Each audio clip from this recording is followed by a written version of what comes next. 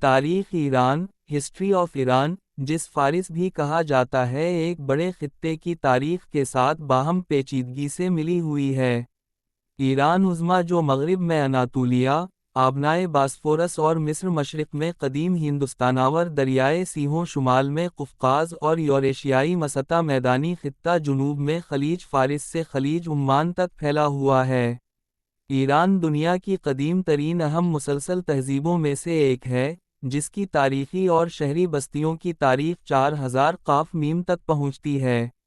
ایک سطح مرتفع ایران کے جنوب مغربی اور مغربی حصے قدیم مشرقی تہذیب میں روایتی طور پر شامل ہیں۔ قدیم زمانہ ایران کی جغرافیائی حیثیت یہ ہے کہ وہ مرکزی ایشیا اور مشرقی ایشیا کو مشرق سے قریب اور یورپ سے متصل کرتا ہے۔ سرزمین ایران قدیم زمانہ ہی سے لوگوں کی مہاجرت اور سکونت کا مرکز ہونے کے علاوہ بڑے بڑے جنگلوں پر مشتمل اور مختلف ادوار کا شکار رہی ہے۔ سرزمین ایران پر انسان کے موجود ہونے کی تاریخ زیادہ واضح نہیں ہے، لیکن پھر بھی بعض محققین نے افریقہ، مرکزی ایشیا، قفقاز اور شبہ قارہ ہندوستان سے بہت سے لوگوں کے ہجرت کر کے سرزمین ایران پر آنے کے بارے میں بیان کیا ہے۔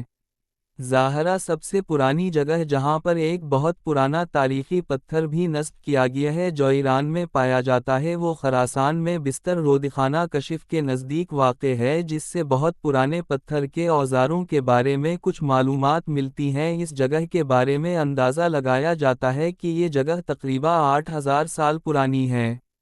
پتھر کا دور بہت سے پتھروں کے اوزار زمانہ قبل از تمدن سے متعلق ہیں جو شیراز کے شمال مشرق میں کشف ہوئے ہیں۔ ان تمام ادوار کو طے کرنے کے بعد جس وقت یورپ بھی زمانہ قبل از تمدن میں زندگی بسر کر رہا تھا، ایران میڈل ایسٹ کے دوسرے ملکوں کی طرح جدید متمدن دور میں داخل ہو چکا تھا۔ انسان کی زندگی اور پہلے تمدن سے مربوط بہت سے آثار اور شواہد ایران میں پائے جاتے ہیں۔ ان میں سے ایک کوشش غار کمربند بشہر کے نزدیک، اور اگار ہو تو تریجان کے نزدیک بشہر کے مغرب میں انجام پائی ہے۔ ان تمدنوں کی قدمت تقریباً 900 سال قاف میم تک پہنچتی ہے، اور دوسرے آثار جو آسیاب کے ٹیلے، کرمانشاہ کے مشرق میں، گنج دور، کنگاور کے مغرب جنوبی میں، سراب کا ٹیلہ، کرمانشاہ کے مشرقی شمال میں، زاگا کا ٹیلہ، جوبوئے زہرا کے علاقہ میں واقع ہے، ٹل باکون، تخت جمشید کے مغرب جنوبی میں، یانیق کا ٹیلہ، تبریز کے مغربی جنوب میں، چقامیش کا ٹیلہ، دزفول کے مشرقی جنوب میں، گودین کا ٹیلہ، کنگاور کے مغرب میں، گیان کا ٹیلہ، نہاوند کے نزدیک، چشمہ کا ٹیلہ، شہر ری کے نزدیک، ابلیس کا ٹل، کرمان بردسیر میں، اور یحییٰ کا ٹیلہ، بافت کرمان کے جنوب میں ملتا ہے۔ ان سب چیزوں سے معلوم ہوتا ہے کہ 4 سے 9000 سال قاف میم پہلے انسان اس سرزمین پر زندگی بسر کرتے تھے۔ بمپور، نہرہلیل کے درہ کے نزدیک، جلاہوا شہر، زابل کے جنوب میں، ٹیلہ شوش اور سات ٹیلہ، مشرقی شوش کے جنوب میں، ٹیلہ حسن علو، نقدہ کے قریب، ٹیلہ مارلیک یا چراغ علی کا ٹیلہ، گیلان کی نہر کے پاس، ٹیلہ تورند، مشرقی گرگان کے شمال میں، ٹیلہ زیویہ، مشرق شقز میں، ٹیلہ حصار، دامغان کے قریب، ٹیلہ موسین، دلران کی سرزمین پر، شہداد یا خبیث کا ٹیلہ اور قبرستان، کرمان کے مشرق میں، اور ٹیلہ گنج، کلاردشت مازنداران میں۔ یہ سب آثار بیابان ایران کے بہت پرانے تمدن ہونے پر دلالت کرتے ہیں، اور معلوم ہوتا ہے کہ یہ سب آثار 1000 سال قبل از میلادی سے یہاں پر موجود ہیں۔ سیلک دی تہذیب پہلے تمدنوں میں سے ایران کی تاریخ میں جو بہت ہی مشہور تمدن کہا جاتا ہے وہ سیلک کا تمدن ہے۔ اس تمدن کے آثار سیلک کے ٹیلوں، مغربی کاشان کے جنوب میں پائے جاتے ہیں، اور یہ اس بات کی عکاسی کرتے ہیں کہ ایران کے بیابان سب سے پہلے والے انسانوں کے زندگی بسر کرنے کی سب سے پرانی جگہ ہے۔ قدیمی ترین سیلک کے ٹیلوں کی قدمت تقریباً 5ویں ہزارہ کے شروع اور 6 ہزارہ کے اواخر قبل از میلادی تک پہنچتی ہے۔ اس زمانے کے جو مٹی کے برتن ہم تک پہنچے ہیں وہ سب سے پہلے تمدن کی خبر دیتے ہیں۔ اس سرزمین پر مٹی کے برتنوں کا استعمال زیادہ معلوم دیتا ہے، ان میں سے بعض کی قدمت تو تقریباً 4000 سال قبل از میلادی تک پہنچتی ہے، اور اسی وجہ سے بیابان ایران کو سب سے پہلے مٹی کے برتنوں کا گہورا کہا گیا ہے۔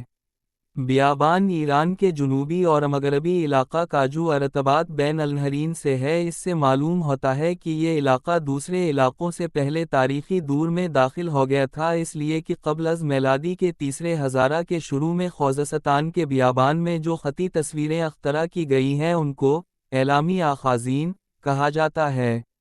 اس خط کے نمونے سیلک میں ٹیلا کنگاور کے گہرائی ٹیلا ملیان فارس یہاں تک کہ زابل کے جلے ہوئے شہر میں بھی ملتے ہیں، جو اس بات کی عکاسی کرتے ہیں کہ اس زمانے میں مغربی ایران کے بیابان دوسری جگہوں کے بیابان سے ثقافتی اتصال رکھتے تھے۔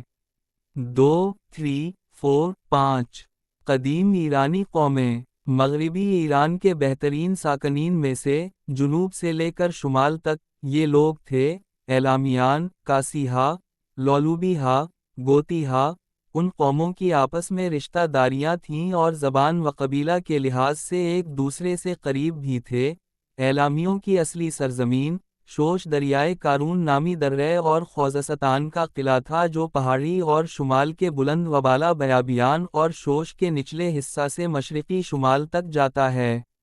لیکن ایلامیوں کی بادشاہت نے بہت ساری وسیع زمین کو اپنے حصہ میں لے رکھا تھا، اور جنوب تالیان، بوشہر موجودہ، اور مشرق میں انشان یا انزان، ٹیلا ملیان، مرودشت فارس کے قریب، کو شامل ہوتی تھی۔ قدیمی ادوار میں بین النہرین کا اقتصاد بیابان ایران کے طبیعی منابع اور زاگرس کے پہاڑوں سے وابستہ تھا۔ سومریوں اور آکدیوں کی خوزستان اور زاگرس کے پہاڑی علاقوں پر حملہ کا سبب یہی چیز تھی۔ اس سب لوٹ مار کی وجہ سے تیسرے ہزارہ قاف میم کے درمیان شاہک نشین خرد نے زاگرس اور خوزستان کے درمیان پہاڑی علاقوں میں ایک سیاسی اور فوجی متحد حکومت اعلام کا اعلان کر دیا، اور تقریباً 646 قاف میم تک آشوریوں کے ہاتھوں سقوط سے پہلے یہاں پر متعدد جگہوں پر بادشاہی تھی: پوزور، کوتیک، این شوشینک، شیلک، اونتش، گل، شوتروک، نونتا، کوتیر، نونتا واؤ شیلک۔ این شوشینک اعلامی سلسلہ کے حاکموں میں سے نامدار ترین حاکم تھا۔ شوش اور انشان کے علاوہ دوسرے شہر اون، احتمالہ شوشتر موجودہ سیمش، خرم آباد موجودہ مدکتو، احتمالہ شمال شوش میں، اور ہیدلو، مشرق کے پہاڑوں میں فارس کے راستہ کی طرف، ان کا حکومت اعلام کے بڑے شہروں میں شمار ہوتا تھا۔ اقوام کاسی، لولوبی واؤ گوتی زاگرس مرکزی میں زندگی بسر کرتے تھے۔ انہی میں سے کاسی تیسرے ہزارہ قبل از میلادی کے اواخر میں سرزمین لرستان پر زندگی بسر کرتے تھے، لیکن ان کی اصل جگہ بالکل صحیح معلوم و معین نہیں ہے۔ 16 یا 17 قرن قاف میم سے لے کر تقریباً 1155 قاف میم بابل انہی لوگوں کے زیر تحت تھا۔ یہ بین النہرین پر غیر ایرانیوں کی سب سے طولانی مدت کی کامیابی ہے۔ لرستان کامس، جو مغرب ایران کے ہنر کے بہترین نمونے تھے، دوسرے ہزارہ کے اواخر اور پہلے ہزارہ کے شروع میں پایا جاتا تھا۔ بہت سے محققین نے اس کو اقوام کاسی سے منسوب کیا ہے۔ لولوبیوں نے ظاہرہ زاگرس کے پہاڑی علاقہ اور دوسرے وسیع علاقوں پر اپنا تصرف کر رکھا تھا، اور انہوں نے اپنا مرکز شہر زور کو بنا رکھا تھا۔ مہم ترین یادگار جو وہ چھوڑ کر گئے وہ لولوبی بادشاہ ہنوبینی کا ایک برجستہ نقش ہے، جو پل ذہاب کے قریب ہے، اور اس کے اوپر ایک کتیبہ بھی اکدی زبان میں موجود ہے۔ گوتی قوم، جو شاید شہر زور کے شمال میں زندگی بسر کرتی تھی، تیسرے ہزارہ کے اواخر میں انہوں نے بابل کو اپنے قابو میں لے لیا، اور آس کے کچھ بعد اعلام پر بھی اپنا تسلط جما لیا۔ ایران میں آریائی ہجرت۔ رضا شاہ پہلوے جدید ایران کے بانی تھے، لیکن ایران کی تاریخ آریوں کی سرزمین ہونے کی حیثیت سے قوم آریا، ہندوستانی اور ایرانی، کے یہاں پر ہجرت کرنے سے بیابان ایران میں داخل ہو کر اپنا آغاز کرتی ہے۔ آریائی ہندوستان اور اروپا کی قوموں میں سے ایک قوم تھی، جو ایک دوسرے سے جدا ہونے کے بعد دوسر یہ ہزارہ میں مرکزی ایشیا میں زندگی بسر کرتے تھے۔ زرتشتیوں کی کتابوں میں ایرانیوں کی پرانی سرزمین کاناگونا، ایران ویج، بیان کیا گیا ہے اور اندیداد میں بیان کیا گیا ہے کہ ایران ویج سب سے پہلی سرزمین ہے جو اورا مزدا کے ہاتھوں پیدا ہوئی ہے۔ بعض محققین کی نظر میں جس وقت بیابان ایران میں لوہے کازمانہ اپنے عروج پر تھا، آریائی مہاجر تقریباً 800 سے لے کر 1000 قاف میم میں اس سرزمین کے مغربی علاقہ میں داخل ہوئے تھے۔ آریائیوں کے ایران میں داخل ہونے کے راستے کے بارے میں بہت سے لوگوں کا کہنا ہے کہ یہ مہاجر مرکزی ایشیا سے مغرب کی طرف آئے، یہاں تک کہ زاگرس کے پہاڑوں تک پہنچ گئے، لیکن دوسرے لوگوں کا نظریہ ہے کہ آریائی مہاجرین دو مختلف راستوں دریائے خزر کی طرف سے ایران میں داخل ہوئے ہیں اور طوائف مادی و پارسی قفقاز کے راستے سے سرزمین ایران میں داخل ہوئے ہیں۔ کیانی حکمرانوں کی روایات سے پتہ چلتا ہے کہ آریائی زردشتیوں کے زمانے تک ایران میں موجود تھے۔ 9ویں صدی قبل از مسیح سے آریائی قوم کا شکنجہ زاگرس کے پہاڑی علاقہ میں بومیان پر ازیدہ ہو گیا اور انہوں نے مغرب کی طرف بڑھتے ہوئے رفتہ رفتہ وہاں کے رہنے والوں کو شہروں اور آبادیوں سے باہر نکال دیا اور آشوریان کے برابر میں کھڑے ہو گئے۔ اسی وجہ سے ماد و پارس کی اقوام کا نام پہلی مرتبہ آشوریوں کی کتابوں میں آ گیا۔ اوران کی سرزمینوں کے نام مدی 6 ہمدان کے قریب، واؤ پرسویا 7 دریائے ارومیہ کے مغرب اور جنوب مغربی علاقہ بتائے گئے ہیں۔ شلمنصر آشوریوں کے تیسرے بادشاہ کے سالنامہ میں 844 قاف میم میں پارسیان کا اور 836 قاف میم میں مادیوں کا ناگنا لیگی۔ اسی کے ہم عصر 9ویں صدی قبل از مسیح کے اواخر اور 8ویں صدی قاف میم کے اوائل میں آشوریوں کی حکومت کمزور ہو گئی۔ اوران کی یہ کمزوری اوررتور آرارات کی حکومت کے مضبوط ہونے کا سبب بن گئی۔ اوررتو کی وسیع قدرت آشور کی پریشانی کا سبب تھی اور آشوری بادشاہ اپنی سرحدوں پر اوررتو کے احتمالی حملوں کا جواب دینے کے لیے مجبور تھے کہ ایک بہت بڑی فوج تیار رکھیں۔ اوررتو کے ایک بادشاہ نے 8ویں صدی قاف میم کے شروع میں آشور کو دھمکی دی کہ وہ دریائے اورمیہ کے مغربی ساحل پر اپنا قبضہ جما لے گا اور دوسری زمینیں بھی جو قبیلہ مانائے سے متعلق ہیں اور دریا کے مشرقی ساحل کے برابر میں ہیں اپنی زمین میں بڑھا لے گا۔ لیکن جنگجو اور مستقل طلب آریائی اور پارس قوموں کے حالات پر نظر رکھنے کی وجہ سے جو اسی سرزمین پر مستقر تھے بہت مشکل تھا، اور آسی اس استقلال نے ان اقوام کی مدد کی فرمانروائی تیغلط پیلسر سوم 744